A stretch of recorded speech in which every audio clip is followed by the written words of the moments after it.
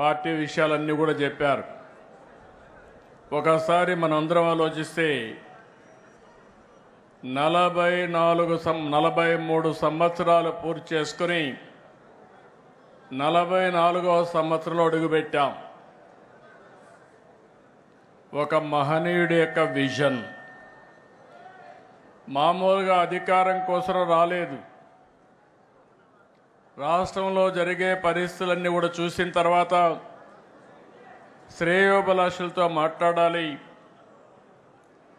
40 సంవత్సరాలుగా నన్ను ఆదరించారు, తిరిగి వాళ్ళ రుణం తీర్చుకోవాలని ఒక్క ఆలోచనతో ఎమ్మెల్యే క్వార్టర్లో ఒక్క మీటింగ్ పెడితే ఆ మీటింగ్తో ఆయన అక్కడికి వస్తున్నాడంటే ఒక ప్రభంజనంగా ప్రజలందరూ ఇక్కడికి వస్తే ఆ ఎమోషన్లో ఈ రాష్ట్రం కోసం పుట్టిన పార్టీ తెలుగుదేశం పార్టీ, అది కూడా ఎమ్మెల్యే క్వార్టర్స్లో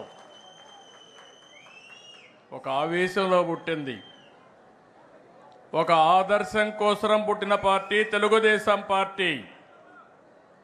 అదే ఒక సంచలనం, అదే ఒక శక ఆరంభం, అదే ఈ రాష్ట్రానికి ఒక చారిత్రక అవసరంగా మారే పరిస్థితి వచ్చింది. అలాంటి మహనీయుడు పెట్టిన స్ఫూర్తి మనందరిలో ఉంది. ప్రపంచ చరిత్రలో ఇప్పుడు కూడా ఎవ్వరూ ఈ రికార్డు బ్రేక్ చేయలేరు. పార్టీ పెట్టి 9 నెలల్లో అధికారం వచ్చిన ఏకైక పార్టీ ప్రపంచంలో తెలుగుదేశం పార్టీ. ఇంకొక పక్క ఎన్టీఆర్ లాంటి వ్యక్తి మళ్ళా పుట్టడు. పుట్టాలంటే మళ్ళీ ఎన్టీఆర్ పుడితే తప్ప ఎవరికి ఆ గుర్తింపు రాదని చెప్పి కూడా నేను మీకు తెలియజేస్తున్నా. అంతవరకు రాజకీయాలు చూస్తే ఒక పరిపాలన, పెత్తందారి వ్యవస్థ.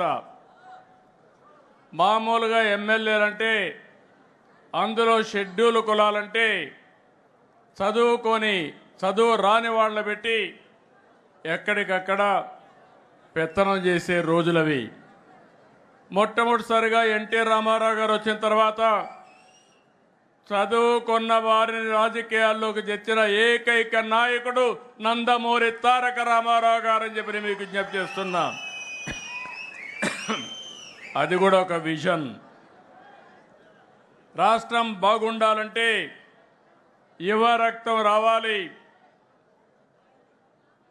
అంతవరకు ట్రెడిషనల్గా ఉండే పాలిటీషియన్స్ పోవాలి. అదే మరిగా చదువుకున్న వ్యక్తులు రావాలని ఆ రోజు ఆలోచించిన వ్యక్తి ఎన్టీ రామారావు గారు. ఇంకో పక్క మీరు ఒకసారి చూస్తే అంతవరకు పరిపాలనకే పరిమితమైన ప్రభుత్వాలు పేదల సంక్షేమానికి నాంది పలికిన మహానుభావుడు ఎన్టీ రామారావు గారు అని చెప్పి నేను మీకు తెలియజేస్తున్నా. ఇదే కాదు, అప్పటి వరకు ఎంతోమంది మనం చూసాం పరిపాలనలో అనుభవం ఉండి ఎలాంటి సంస్కరణలు చేయని వ్యక్తులు. ఉండమ్మా, ప్లీజ్ ఉండు. తమ్ముడు ఉండు, మాట్లాడుతూ ఉండండి. మీ సమస్య మీది, మీకు చెప్పాం కదా, మాట్లాడతాం కదా, మీ పనులుగా చేయడానికి. కూర్చోండి. వాళ్ళ ఆ పక్కది ఏంటి, కొంచెం కూర్చో. కూర్చో. ఈ సమస్యలు ఉన్నాయి, మాట్లాడుతూ ఉన్నాం కదా. వాళ్ళని అటు తీసుకురండి, కలుస్తాను నేను. ఆ కుర్చీ తీసి ఆ పక్కన నిలబెట్టండి, నేను వచ్చి కలుస్తాను బయటప్పుడు.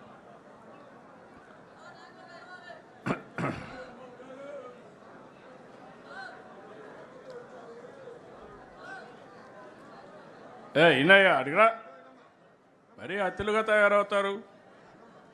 సమయం సందర్భం కూడా ఆలోచించుకోవాలి వ్యక్తులు కూడా.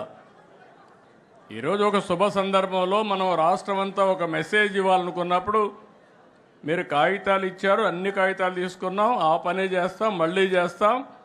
కానీ అందరూ ఈరోజు కార్యకర్తల సమావేశంలో మీరు ఒకటి గుర్తుపెట్టుకోవాల్సింది, నా దగ్గర కాగితాలు ఇస్తే పదవులు రావు, కానీ క్షేత్రస్థాయిలో పనిచేస్తేనే మీకు పదవులు వస్తాయి, గుర్తింపులు వస్తాయి. మళ్ళీ ఒకసారి చెప్తున్నా, నేను ఆ విషయంలో మీరందరూ గుర్తుపెట్టుకోవాల్సిన అవసరం ఉంది. ఇంకా మనకు ఏదో కాగితం ఇస్తే పదవి వస్తుందని ఆలోచన చేస్తున్నారు కానీ వేదిక పైనున్న ఏ నాయకుడు చెప్పినా, రాష్ట్రంలో ఏ నాయకుడు చెప్పినా నేనింటా. నిర్ణయం మాత్రం మీ పని మీదనే ఆధారపడుతుందని మరొకసారి విజ్ఞప్తి చేస్తున్నా. ఒకప్పుడు మనం ఒకసారి ఆలోచిస్తే ఈ పార్టీకి మనందరం వారసులం. ఈ విషయం మీరందరూ గుర్తుపెట్టుకోవాల్సిన అవసరం ఉంది. నేను కూడా ఈ పార్టీకి ఒక అధ్యక్షుడిని, ఒక టీం లీడర్ని మాత్రమే. నా ఆలోచన తెలుగుదేశం పార్టీ శాశ్వతంగా ఉండాలి. తెలుగువారున్నంత వరకు తెలుగువారి కోసం తెలుగుదేశం పార్టీ ఉంటుంది. దాంట్లో ఏమాత్రం అనుమానం లేదు. మనందరం వారసులం మాత్రమే కానీ పెత్తందారులు మాత్రం కాదు. ప్రతి ఒక్క కార్యకర్తకు న్యాయం చేసి తిరిగి ఈ సాంప్రదాయాన్ని భావితరాలకు అందించవలసిన బాధ్యత మనందరిపైన ఉందని చెప్పి మరొకసారి విజ్ఞప్తి చేస్తున్నా. అందుకే మీరు ఒక్కసారి చూస్తే ఎన్నో పార్టీలు వచ్చాయి.